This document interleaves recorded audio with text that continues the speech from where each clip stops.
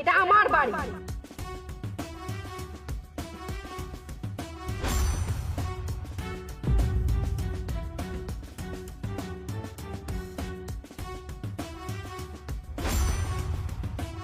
এইটা আমগো বাড়ি, আর এই বাড়িতে কোনো কান লাগেনি থাকার সুযোগ পাইব না। খুশি, তুমি চেতনা ফিরে পাইছো? আর আমি তো অচেতনই হই নাই। এই মহিলার লগে মিলা পপি আর পপির জামাই যে বুদ্ধি করছে তা আমি আড়াল থেকেই শুনে ফেলাইছি। সি সি সি সি সি পপি, তোমারও তো আমি নিজের বোনের মতো ভালোবাসছি, আর তুমি আমার লগে এই কামটা করতে পারলা? আমি গো, আমি আমার ভুল কইরা ফেলছি, আপনি আমার মাফ কইরা দেন। তোর বাপ কো ভাই, তোর বাপ হারামজাদা, এত জঘন্য কাজ করতে পারছিস? তোরা জানো এই বাড়িতে রাজ কি? বেরো, বেরো বাড়িতে। আপা, আপনি আপনার একমাত্র জামাইয়ের গায়ে হাত তুললেন। তোর আজকে বাইরে ফেলাবো, হারামজাদা। আব্বা তো এখনো পর্যন্ত তোর গায়ে হাত তুলছে। তুই যদি এদিকে বেশিক্ষণ দাঁড়ায় থাকস না, তাহলে তোরা আমি জানে মেরে ফেলাম। ভাইজান, আপনি কিন্তু কাজটা ঠিক করলেন না। আমি কিন্তু বিদায়।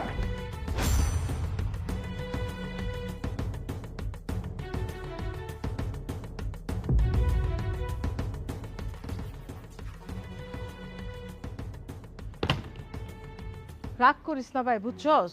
দুনিয়াটা তো গোলাকার, দেখবি যে কেমনে কেমনে তোর লগে আমার দেখা হয়ে গেছে গা। তোর মতো ডাইনির লগে যেন আমার কোনোদিন দেখা না হয়। কি কইলি? তুই আমার ডাইনি কইলি? হাহ, ডাইনির বুকে যে কষ্ট আছে না, এটা তোর আমি হারে হারে বুঝাই দিব।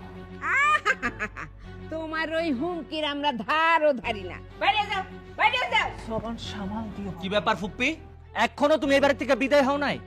আমগো বাড়িটাতে আসার পর কুড্ডামি করতে করতে বাড়ির পরিবেশ তো পুরোটাই দূষিত করে ফেলাইছো। যাও, এখনই আমগো বাড়ি থেকে বিদায় হও।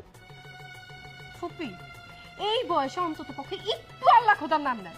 কারো ক্ষতি করলে কোনোদিনও ভালো থাকতে পারবেন না। আর থাক, আমার আর জ্ঞান দিতে হবে না তোর। সালা কাক জানি কোনখানকার, তোর সালাকে তো আমি দেখে মনে। হ্যাঁ বাবা মাসুদ, তোর লেগে কিন্তু আমার ঘরের দরজা 24 ঘন্টা খোলা। তোর যখন মন চাইবো বাবা তুই তখন চলে যাস। হ্যাঁ, তোমার বাড়ির দরজা আমার জন্য খোলা থাকলেও আমগো বাড়ির দরজা তোমার লাগা সারা জীবনের জন্য বন্ধ। কথা না বাড়ে এখনই যাও। ওই থাক, সালাম করতে হবে না। তোর চেহারা যেন এই বাড়িতে না দেখি। বিদায় হ। তোর মতো ডাইনি মেয়ের আমার কোনো দরকার নাই। তুই এক্ষুনি এই বাড়ির থেকে চলে যাবি। আমরা আমাগো মতন থাকবো, তুই তোর মতো থাকবি। যা। কিরে দাঁড়ায় রইছস কেন? মাই কি কইছে তোরে কথা কানে যায় না? তুই খুশিরে খুন করতে চাইছস, ও না মরলেও খুন যেহেতু করতে চাইছস, তুই একটা খুনি। তোর মতো এমন একটা খুনি কুলাঙ্গার মায়ার লগে আমগো পরিবারের কারো কোনো সম্পর্ক নাই। যা বিদায় হ, এক্ষুনি বিদায় হ আমগো বাড়ি থেকে। ঠিক আছে ভাইজান, লোভের বশে পড়ে আমি যে অন্যায় করতে গেছিলাম তার জন্য আমি তোমাকে সবার কাছে মাফ চাই। তোমরা আমার মাফ করে দিও। তোমরা ভালো থেকো। হয়েছে হয়েছে, আমরা ভালোই থাকবো। এখন তুমি যাও। আরেকজন খাড়ায় আছে কেন? তারে কি স্পেশাল ভাবে মালা দিয়া বরণ করে কইতে হইব জান? জান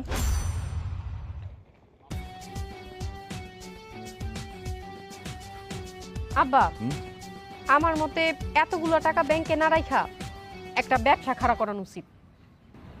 বৌমার বুদ্ধি দেখছো? ও মাসুদের বাপ, তুমি কিছু কও না কেন? আমি আর কি কমা, সেটা বৌমার ইচ্ছা। ওর টাকা ও কোথায় লাগাবে আমার চেয়েও ভালো বুঝবো।